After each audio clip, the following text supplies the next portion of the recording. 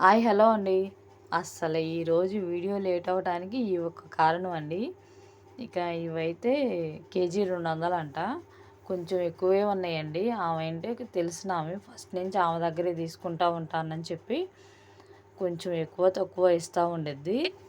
ఇవి శుభ్రం చేసేసరికి చాలా అంటే చాలా లేట్ అయ్యిందండి. తర్వాత అయితే ఇక కూర అయితే వండుతున్నాను. అల్లం వెల్లుల్లిపాయి ఉల్లిపాయలు కొంచెం 2 స్పూన్లు గసగసాలు నానబెట్టానండి.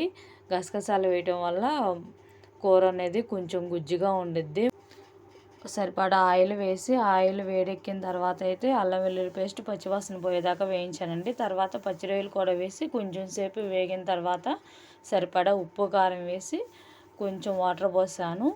ఇక ఆ వాటర్ అంతా ఎగిరిపోయి కూర ఉడికిపోయిన తర్వాత కొంచెం పొడి మసాలా మన ఇంట్లో ఉంటే కొత్తిమీర కూడా వేసుకుంటే చాలా అంటే చాలా బాగుండిద్దండి.